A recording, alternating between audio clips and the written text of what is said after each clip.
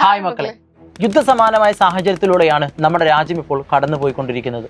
അതെ, കഥകളിലും സിനിമകളിലും മാത്രം കണ്ടുകൊണ്ടിരുന്ന അക്രമങ്ങൾ, വിദൂരതയിൽ എവിടെയോ നിന്നിരുന്ന യുദ്ധസമാനമായ സാഹചര്യങ്ങളാണ് ഇന്ന് നമ്മുടെ മുന്നിൽ ഒരു യാഥാർത്ഥ്യമായി മാറിക്കൊണ്ടിരിക്കുന്നത്. നിലവിലെ സാഹചര്യം ഏറ്റവും മോശപ്പെട്ട അവസ്ഥയിലേക്ക് മാറുകയാണെങ്കിൽ ഇന്ത്യൻ എക്കണോമിക്ക് ഇമ്മീഡിയറ്റ്ലി ഉണ്ടാകുന്ന ക്രൈസിസ് എന്തൊക്കെയാണ് എന്നതാണ് ഇന്നത്തെ വീഡിയോയിൽ നമ്മൾ ഡിസ്കസ് ചെയ്യാൻ വേണ്ടി പോകുന്നത്. യെസ്, അപ്പൊ നമ്മുടെ ഇന്ത്യൻ ഇക്കോണമിയിലേക്ക് നോക്കുകയാണെങ്കിൽ ഒന്നാമത്തെ തന്നെ എനിക്ക് തോന്നുന്നു സ്റ്റോക്ക് മാർക്കറ്റിൽ ഒരു ക്രാഷ് ഉണ്ടാകും. കാരണം യുദ്ധസമാനമായ ഒരു സാഹചര്യം നടക്കുന്ന രാജ്യത്ത് ഓൾറെഡി ഇൻവെസ്റ്റ് ചെയ്തിരിക്കുന്ന ഫോറിൻ ഇൻവെസ്റ്റേഴ്സ് അപ്പോൾ തന്നെ ക്യാഷ് വിഡ്രോ ചെയ്യും. അങ്ങനെ വരുന്ന സമയത്ത് സ്റ്റോക്ക് മാർക്കറ്റിൽ നല്ലൊരു ക്രാഷ് ഉണ്ടാകും. സ്റ്റോക്ക് മാർക്കറ്റിൽ ഒരു ക്രാഷ് ഉണ്ടായെങ്കിൽ നമ്മുടെ ഓൾറെഡി ഉള്ള ബിസിനസ്സുകളെ നല്ല രീതിയിൽ അത് ബാധിക്കും, ഇൻവെസ്റ്റ്മെന്റുകളെ നല്ല രീതിയിൽ അത് ബാധിക്കും. മുന്നോട്ടൊരു ഇൻവെസ്റ്റ്മെന്റ് കിട്ടുക എന്നുള്ളത് ഒരു ഡിഫിക്കൽട്ടി ആയിരിക്കും.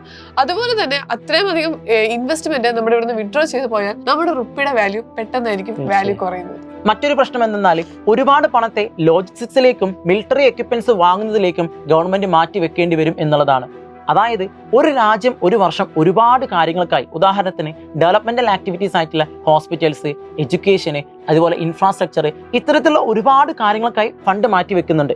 എന്നാൽ യുദ്ധസമാനമായ സാഹചര്യം വന്നാൽ നമ്മൾ എന്ത് ചെയ്യേണ്ടി വരും? ഈ പണത്തെ മുഴുവൻ മിലിറ്ററി എക്യുപ്മെന്റ്സിലേക്ക് മാറ്റേണ്ടി വരും എന്നുള്ളത് വളരെ ഭയാനകരമായ ഒരു കാര്യം തന്നെയാണ്. മറ്റൊരു പ്രശ്നം എന്താണെന്ന് ചോദിച്ചു കഴിഞ്ഞാൽ ട്രേഡ് ഡിസ്ട്രപ്ഷൻ ആണ്. അതായത് ഇമ്പോർട്ടും എക്സ്പോർട്ടും ഇമ്മീഡിയറ്റ്ലി സ്റ്റോപ്പ്. കാരണം യുദ്ധമായ സമാനമായ സാഹചര്യം നടക്കുന്ന ഒരു സ്ഥലത്തേക്ക് സാധനങ്ങൾ ഇമ്പോർട്ട് ചെയ്യുക എന്നുള്ളതും ഇവിടെ നിന്ന് എക്സ്പോർട്ട് ചെയ്യുക എന്നുള്ളതും വളരെ ഡിഫിക്കൽട്ട് ആണ്. അപ്പൊ നോർത്ത് ഇന്ത്യൻ സൈഡിലേക്ക് കംപ്ലീറ്റ് ലോജിസ്റ്റിക് അവിടെ സ്റ്റോപ്പ്. അങ്ങനെ സ്റ്റോപ്പ് ആയി വരുന്ന ഒരു സാഹചര്യത്തിന്റെയും ഇൻഷുറൻസിന്റെയും ഷിപ്പിംഗിന്റെയും കോസ്റ്റ് ഡബിൾ ആയിട്ട് മാറും. സോ ഇന്ത്യൻ ഇക്കോണമി മൊത്തത്തിൽ അത് എഫക്ട് ചെയ്യാനായിട്ട് ഒരു സാധ്യത നമ്മൾ മുന്നിൽ കാണുന്നുണ്ട്. നാലാമത് നമുക്ക് പറയാനുള്ളത് ഇൻഫ്ലേഷനുമായി ബന്ധപ്പെട്ട കാര്യമാണ്. അതായത് യുദ്ധ സാഹചര്യം ഉണ്ടായതുകൊണ്ട് തന്നെ മാം നേരത്തെ പറഞ്ഞ പോലെ തന്നെ ഇമ്പോർട്ടും എക്സ്പോർട്ടും നടക്കത്തില്ല. സോ സ്വാഭാവികമായിട്ടും ഇന്ത്യയിലെ അവശ്യ സാധനങ്ങളുടെ വില കൂടാൻ വളരെയധികം സാധ്യതയുണ്ട്. കാരണം ഇന്ത്യയിലെ ജനങ്ങൾ ഭയങ്കര പാനിക് ആവുകയും അവരെന്ത് ചെയ്യും? അവർക്ക് വേണ്ട സാധനങ്ങൾ ആവശ്യത്തിൽ കൂടുതൽ മാർക്കറ്റിൽ പോയിട്ട് പർച്ചേസ് ചെയ്യുകയും ചെയ്യും.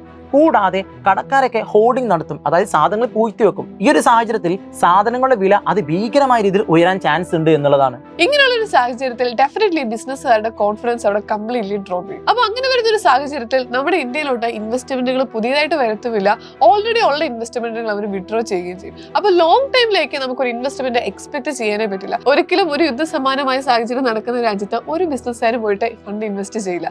അപ്പൊ ഫോറിൻ ഡയറക്റ്റ് ഇൻവെസ്റ്റ്മെന്റുകൾ കംപ്ലീറ്റ്ലി നമ്മുടെ രാജ്യത്തുനിന്ന് തിരിച്ചു പോകാനുള്ള സാധ്യതയാണ് അവിടെ മുന്നിൽ കാണുന്നത്. മറ്റൊരു സാഹചര്യം ബാങ്കിങ്ങിന്റെ മുകളിലുള്ള പ്രഷറാണ്.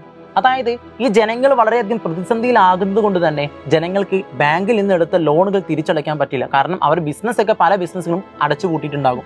സോ ഈ ഒരു സാഹചര്യത്തിൽ ബാങ്കുകളൊക്കെ വളരെയധികം ക്രൈസിസിലേക്ക് പോവുകയും അത് ഇന്ത്യൻ ഇക്കോണമി ആകെപ്പാടെ തകിടം മറിക്കുകയും ചെയ്യും. അപ്പൊ യുദ്ധസമാനമായ ഒരു സാഹചര്യം ഉണ്ടാവുകയാണെങ്കിൽ അഗ്രികൾച്ചർ സെക്ടർ ആയിക്കോട്ടെ, ടൂറിസം ആയിക്കോട്ടെ, MSME ആയിക്കോട്ടെ, സ്റ്റാർട്ടപ്പ് ആയിക്കോട്ടെ, ഇതിനെല്ലാം നേരിട്ട് ബാധിക്കും. പക്ഷെ ഇവിടെ മാത്രം ഒതുങ്ങി നിൽക്കുന്നുണ്ടോ? ഒരിക്കലുമില്ല. ഇന്ത്യയിലെ ഓരോ ജനങ്ങളെയും ഈ ഒരു പ്രോബ്ലം ബാധിക്കുക തന്നെ ചെയ്യും. നിലവിലെ സാഹചര്യത്തിൽ ലോകത്തിലെ ഫാസ്റ്റസ്റ്റ് ഗ്രോവിംഗ് എക്കണോമി നമ്മുടെ സ്വന്തം ഇന്ത്യയുടേതാണ്. എന്നാൽ മുമ്പ് പറഞ്ഞ പ്രശ്നങ്ങൾ നമ്മുടെ രാജ്യം സംഭവിക്കുകയാണെങ്കിൽ ഒരുപാട് ജനങ്ങൾ ഈ ഒരു പ്രശ്നത്തിൽ അകപ്പെടുകയും ഒരുപാട് വേദനകളും യാതനകളും സഹിക്കേണ്ടി വരികയും ചെയ്യും. ഇത്തരത്തിലൊന്നുമില്ലാതെ ഏറ്റവും മികച്ച രീതിയിൽ, ഏറ്റവും നല്ല രീതിയിൽ തന്നെ നമ്മുടെ രാജ്യം വളരട്ടെ എന്ന് നമുക്ക് പ്രത്യാശിക്കാം.